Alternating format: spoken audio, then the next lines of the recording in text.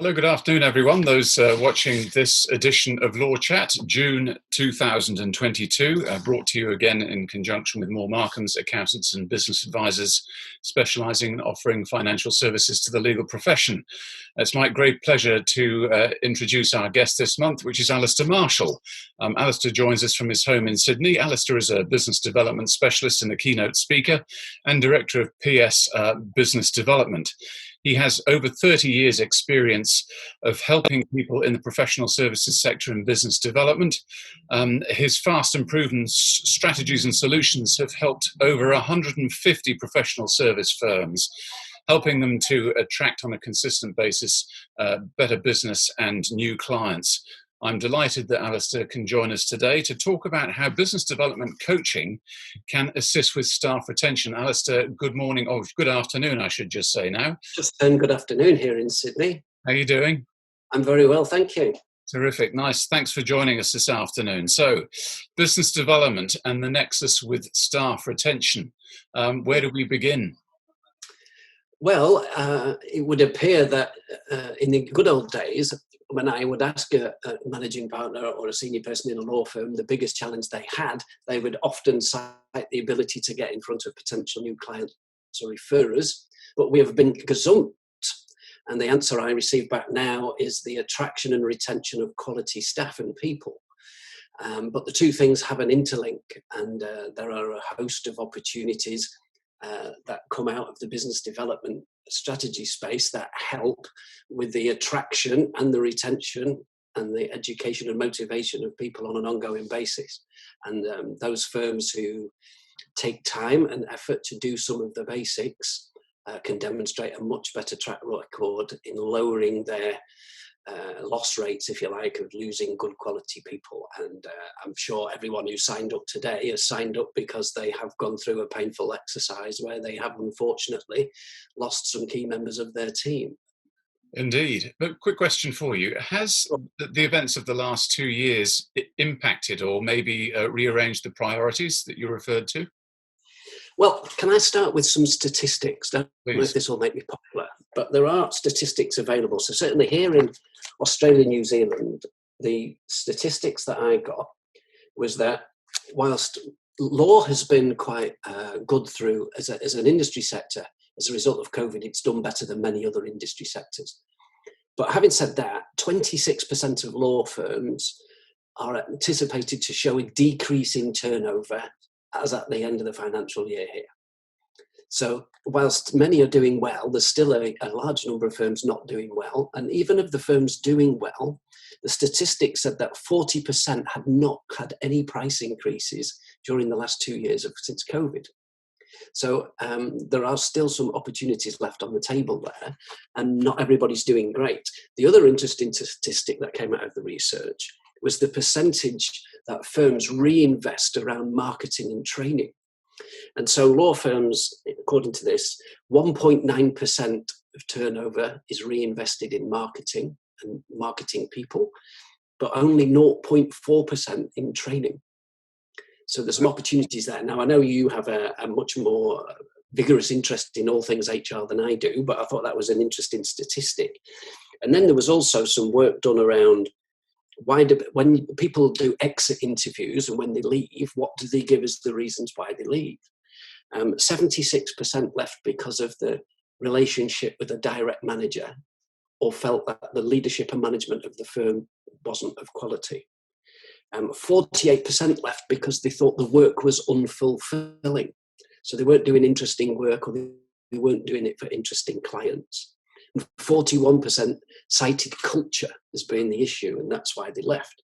So that raises a whole gamut of opportunities and things to discuss. So the relevance to how the BD message might first of all come in the attraction. So why would people want to work with your law firm or your accountancy practice, to take it outside law? And essentially, many websites are the first point of call that people are going to visit. So if I'm going to appeal, I need to appeal on a digital channel. On these days, I don't think anybody buys anything over $500 without Googling it first. And certainly if I was considering going to work for an organisation, I'd be all over the website and the social media looking for what they do and who they do it for and how they do it if that information is available. So things like, most law firms are very reluctant to admit who their client base is. Many of them might have a stab at suggesting industry sectors that they touch or the streams of work they deal with, but it's a real grey vanilla area, most people's digital footprint. And biographies tend to be very staid and history driven. We've been around for 100 years, and this firm was started by my grandfather in a shed in the bottom of the garden in 1875, and now we've got 5 partners in 4 states in 7 offices, and it's kind of irrelevant.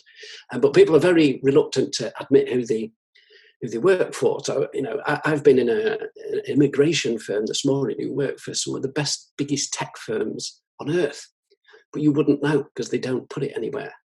I recently did a firm in Adelaide who had the most stellar client base I think I've ever seen for a firm of the size, boutique firm. Nothing was ever mentioned. You would never know. It was the biggest secret in South Australia. So we have to break the culture of people being fearful rather, of putting this information out into the public domain. Because if I'm thinking of working at your organisation, that's much more likely to make you attractive to me if I understand the type of people and the type of work that you do. So that would be... Quick question. Sorry to interrupt there. Quick question. Do you think that's because some firms are either modest or B, they're sensitive about issues of confidentiality in telling people who their clients are? Mixture of the two. Yeah. So certainly there is they might say, well, we'd love to see it, but our clients won't allow us. And if that happens, I get that. We all come up against it. Most people, though, it's just because they've never thought of doing it. Or worse, they're frightened. They think, well, if we put it up there, then people will come and try and steal our client. But if your relationship's at risk because of that, then you've got bigger things to worry about, frankly. But I think that is a starting point. Then secondly, once you've got a candidate in an interview situation, I still think there's an arrogance in interviewing firms that it's the client, the interviewee who's doing you a favour by coming. But the power base has changed in recent months, and we're now in a situation whereby we have to sell our firm to the interviewee, and you should be able to sell them the journey the firm's about to take. So where is the firm now? Where's it going in 5 years' time, 3 years' time? Therefore, where does it need to be in a year's time? So can you sell them the journey? Can you sell them the plan? This is a firm that's on a journey of growth, and we're going to, what's our aspiration? And how do you sell that to people? So unless you've done a strategy session with your partners and your fee earners about what that looks like, you can't share that information in an interview situation and make yourself look particularly attractive to anyone who you're interviewing. And I'd imagine any self-respecting interviewee would be asking or wanting answers to those questions. Well, you would think so. Where's the firm going? The type of quality of work? What investment do you have in staff? How will you onboard and train me? So, which leads me to if you take a timeline, first of all, we've got looking you up and doing our research before the interview, then what we say in the interview, then we get offered the job and we start. So I know I don't look old enough, but I had a long paper around a few years ago, about 30 odd years ago when I started selling Foster's Lager in the UK, before I ever got into the world of professional services and law firms. They gave me a playbook at induction, which told me what I was doing on every day in a 12-week period. So wow. Even on day one, I got a manual of paper that said on day one, you'll meet the finance officer, and day two, you'll meet this person and why. And it would plan out a whole induction of why I was meeting these people and what I would learn by doing it. Even, Thursday of week 7, you'll learn this and meet this person. But you felt like you were on a program of learning, and the business was investing in you for the future. So it wasn't a one-way relationship. And I think that's huge. So that training figure that I quoted you earlier being so low does worry me slightly. And also where we seem to have a talent gap at the moment is in that 4 to 8 year PQE area, which is weird because when I came here to Australia 8-9 years ago, there was 10,000 kids a year going through law school. I don't know where they've all gone. but they seem to have evaporated into somewhere, but they're not in private practice. But it's these people who seem to be able to almost charge what they want at the moment. People are throwing silly money around at them. And when you've got firms offering 15 and 20% carpet uprises in basic salaries, there's a serious competition for players out there if they're good. And they know all this. So to say to these young people, if you come to this firm, we can give you a pathway to partnership, and we'll look at, we'll help you with your progress, we'll train you along. People kind of naively know when they go into the law, if you want to be a partner with your name on the door, you're going to have to find a way of bringing in clients and client work. But I have huge empathy because they don't learn this in law school. So unless they have a good mentor in the firm they're joining, or they have some BD coaching and training from someone, where are they ever going to learn that skill? So if it's on offer at the interview, or it's in the induction program when they join, they can see that that's a huge investment that the firm's making in their future. It makes you much more attractive. And those early days and weeks when you join an organisation are so important as to think, cementing, I've joined the right place. This was the right decision for me. I've joined a group of people who are invested in my future. It's not just a one-way relationship and I need to do a transactional bang out 35 hours this week and the world will be a fine place. And I'm sure you've seen that before. Oh, indeed. So I guess the punchline there is for leaders of legal practices to basically give reasons why prospective candidates should work with their firm. Yeah, and it's not all about money. Oh. So, I'm personally not motivated. I'm not a financially motivated person. I'm more about life experiences and so on. And I think this younger generation of under 30s particularly, they're probably in the same situation. So I'm not saying basic salaries don't count, of course they do, but other non-financial motivation, I think, plays a serious role these days. So, flexible working is the obvious one. But in terms of educating people about how to take on board new skills and so on, is a really important thing. And not enough firms, I think, take it seriously. Mm-hmm. And I think smaller firms often ask me, how do we compete with the big boys, or how do regional firms try and maintain staff versus losing them, going off into the big city lights? And it's like, well, you can do a lot of the things that the big firms in the city lights don't do by doing this interpersonal and taking care, and how you make people feel valued and so on. Do these things, don't take them for granted. And being busy isn't an excuse for doing nothing. And that is a point of difference, I guess, too. Sure, a huge point of difference. And, people are proud of the place they work. And for firms, law firms are 80% people and 20% everything else. And if you have a group of people who are, it's a job, they go to work between 8:30 and 5:30, go home, and their motivation is maybe 6 or 7 out of 10, they're unlikely to deliver legal work that's so good people want to make referrals and talk about them actively. Because people are not just, they're not judging you against what happens in another law firm anymore. They're judging you against, I bought a pair of sneakers in Amazon yesterday and it turned up on the doorstep today and they didn't charge me and it was next day. So we're in this world of instant gratification. People have a real expectation on service delivery. And I just don't, people who are not motivated to a certain level are very unlikely to deliver the level of service that's required now to be a differentiator. And the clue's in the title, professional services. Service is massive, and if you don't have people who are motivated to deliver it, then you will lose out as an organisation.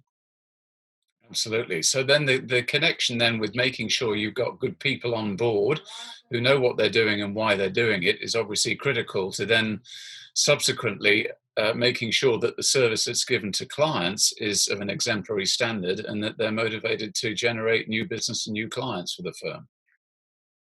Well, there's a couple of topics there. The first one is, measuring service. So there's another, BD learning there. There is still, unfortunately, far too many firms, many will be on this call today, that don't really have a proper client satisfaction program. They don't measure it. And if you don't measure it, you can't manage it. So while service is so important, we still have people who say, oh, well, I know my clients, Alistair, I speak to them every week. But that tends to be very transactional. People don't always take the time to go and sit with clients and say to them, go and talk to the CEO of a business you deal with and ask them what their top 3 priorities are for the incoming financial year. And how is what your law firm does going to help them achieve that? People often never have that conversation. But if legal services aren't in the top 3 things that this firm wants to buy this year, they're unlikely to do a lot of business with you. Whereas, they might say, well, as a result of COVID, we're on a growth spurt, so they might need employment law services, they might need contracts, they might need buildings and property. Conversely, they might say, we've had to make some people redundant, there's some changes, there's lots of types of work there. But if you don't hold those conversations, you're very unlikely to unearth the opportunities and find out what they are. So the other thing is, if few firms have client satisfaction schemes, even less firms have staff satisfaction schemes. So I've run this a few times and the results have been stellar, where we ask the staff a set number of questions around a number of different topics. So it's not just financial remuneration, but it's the physical buildings they work in, the training and coaching and mentoring they get, all these things. And again, once the management team are seen to take on board what they've learned there and action on it, hugely motivational thing. People don't want to leave when they're working in an organisation that they feel part of. And, the management are working towards making it the best place they can possibly be for the employees. So 2 real keys there. And I just very rarely see those 2 things happen in as many firms as they should do. Absolutely. Tell me, why do you think that successful lawyers and partners and even managers overlook what essentially is a really important exercise, and that is gathering qualitative data from both clients and from their staff? Because they're frightened to ask. So they might be frightened of the answer. So it's almost like we can ignore it. Yeah. But it's actually the best thing you can do. So, in a legal space, the worst thing you can have is a quiet client who doesn't tell you that they're not happy. Because you can't do anything about it. So they tend to walk. You don't get a second chance to make an error. They just walk and it's too late. So that's a bad thing. You need to understand if there's any issues there and deal with them before that happens. The second thing is you also get the chance to put it right. So let's give the adage, you go into a restaurant and you have a bad experience. If you have a good experience, you tell 2 people. If you come out and you have a bad experience, you tell 10 people.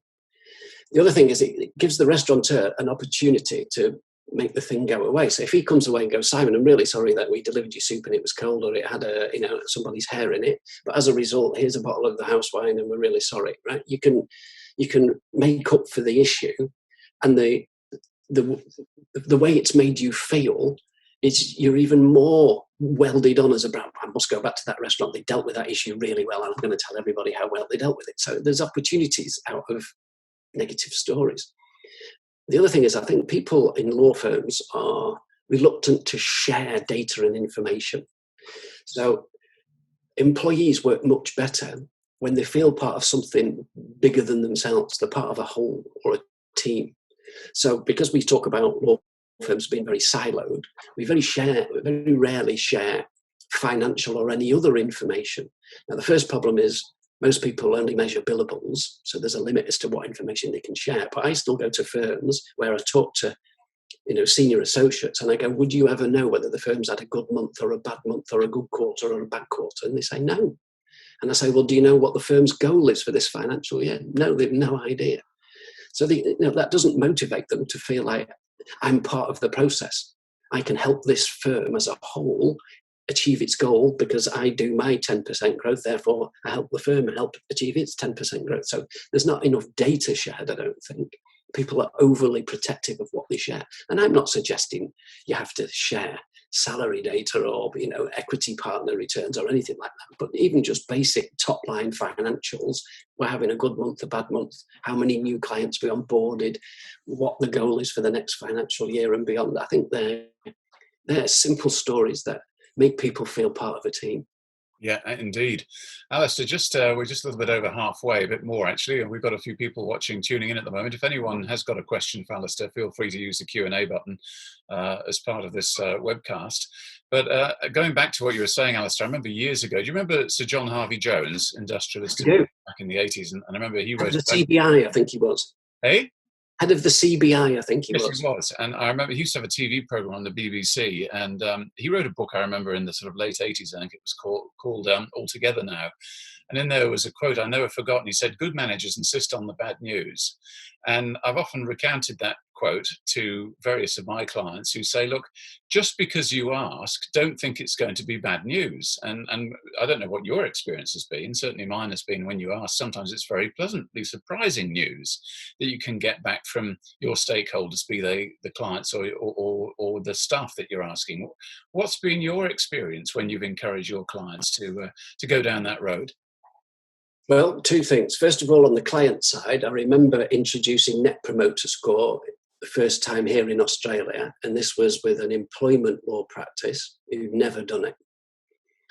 And the amount of referrals and stuff they got went through the roof within the first 6 to 12 months. So often when I go and ask a business or an individual, how have you grown your law practice to date? The answer will come back word of mouth referral. Now, word of mouth referral is excellent because they tend to convert at a better rate than other types of lead generation. But you can only grow your practice at the rate that other people are prepared to talk about it. So you're not in control of your own destiny. So the benefit of having a Net Promoter Score, a client referral scheme, is the best time to ever ask for a referral is when someone's just told you how good you are. Yeah. So if someone's just given you a score of 9 or 10 out of 10, that is absolutely the best time I describe it as a trigger moment. So that's the time when you go, do you know anybody else who'd benefit from this level of service? Or I'm looking to find Simon Tuckman from this law firm in Auckland, New Zealand. Do you know him? Or are you connected in any way? Right? That's when that type of conversation takes place. So you miss that opportunity completely if you don't do a system.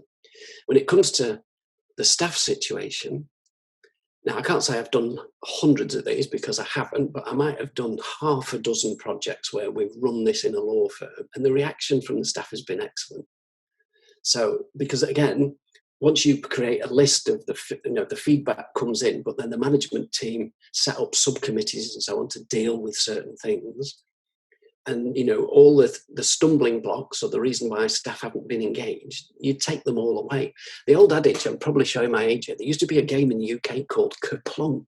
Yes, I remember that. It was a tower, and the balls used to fall down, and you pulled these sticks away. And so I used to have a picture of that on my door in my office. And the idea was people would come in and go, all I'm doing is pulling the sticks away. So all the reasons why you can't do things properly, I'm going to remove all the obstacles as to why we can't be the best we can possibly become. And we'd hold a discussion and pull these sticks away. And that's kind of what happens in that environment. All the challenges around why Margaret in accounts doesn't want to do this, and the senior associate group doesn't want to do that, and the paralegals don't want to do this. You have good discussion around it. And also, if they seem to contribute to the new methodology and new way of doing things, they buy into it because they were part of its making. So that it wasn't just a downwards movement from the senior managers that you have to do it this way.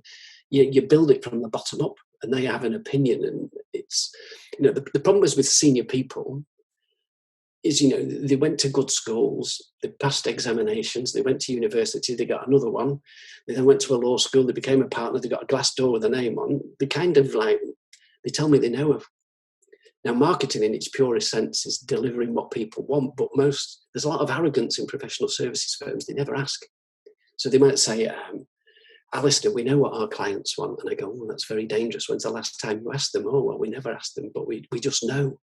And I think we've had such a world of change, particularly recently. You can't rely on that anymore. You need to get into what's really important to people. And I think that's a massive thing. And I do have empathy with these senior managers. There's a number of senior managers on here. Please don't think I'm having a go at you. But a number of people who run law firms are there because either they were the biggest, they started the firm, or they were the biggest biller or some reason, or a number of people didn't want to do the role, so they took a step back when it was time to put your hand up. And I've met lots of reluctant managing partners. And not all of them get the opportunity to have any formal training around how to be leaders or leadership training or any of these skills. So I have huge empathy with them. There's lots of opportunity out there in the learning space. Can I just go back to, you mentioned the Net Promoter Score. So for those who might not know what that is, my understanding is it's a very simple piece of software that enables people to say yes, no, or maybe. And in other words, would you be happy to refer us? Is that, at its simplest terms, correct? In its simplest terms, it's a score from 0 to 10. Yes. And a 9 and a 10 is a positive, a 7 and an 8 is kind of neutral, and a 6 and below is a negative.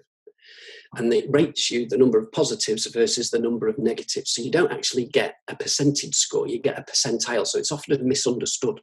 So I can go to law firms who can have a net promoter score of plus 70, which is excellent. But people say, if you just quote it as it's not 70% satisfaction, it's much better than that, because it's how much better the good scores are than the detractors, as they call them. Yes. Now, in terms of how you run this, I run it very economically, shall we use the phrase, on SurveyMonkey, right? But I pay for the decent version, so it takes the branding off and all these kind of things. But it's an instant response, and as a result, when I said to you earlier when you rang me, I was writing a tender.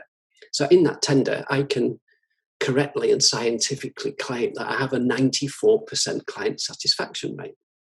Yes. It says something. That's not me just telling you I'm okay at this. I've got data that backs it up scientifically. And that's important for people when they go into a competitive pitch situation. Very much so. So listening to all of this tends to, I guess, reaffirm what some of the other guests on Law Chat have said in recent months, that we are dealing with a sort of a changing environment, changing the workplace and the workspace, the way that people work, the expectations that staff may have of the firms in which they're working. And therefore the challenge in many ways, as I see it, and I suspect you do too, is that therefore leaders of law firms are having to really think about how they manage the culture of their firms, both from the perspectives of client management and satisfaction, and also staff management and satisfaction. I have to be careful how I phrase this, but having breakout rooms full of beanbags isn't the answer. Yep. Yeah. So there's a lot of talk around culture and what it is and what it isn't. It's probably the most overused word of the last 2 years. There are some basics. Tell people what type of business it is, how you will look after them, the type of work they'll do, the type of clients they'll do it for. It's not difficult. It doesn't cost that much money, but it does take a change in attitude and behaviour. But it's not to be feared, and it should be celebrated. And whilst we're in a competitive situation for human talent right now, the war for talent is real, and everybody online here will be familiar with it. And if you can, what I try and encourage people to do is look for those 1% that will give you the edge. Excellent. And I have to say, the competition, I don't think is that high. So there are some real opportunities here if people start taking some actions. So from your perspective, anyone listening to this who is saying, right, I need to take Alistair's advice and get some BD coaching so it can help us with staff retention, what's involved there? How long would that take, a program typically, to sort of help change those attitudes and so on? Well, it depends on the size of the group initially, I have to say that, but most people start in the first place. So often people say to me, Alistair, we just need to win more work. Tell us the tactics we need to do to generate more business. But before tactics, there has to be strategy, and before strategy, there has to be diagnosis. So I need to work through with people. It takes a minimum of half a day, and in larger firms, it takes a day to run this exercise. So often the firms don't know what they don't know when it comes to best practice. And I don't know what they don't know until I ask some questions.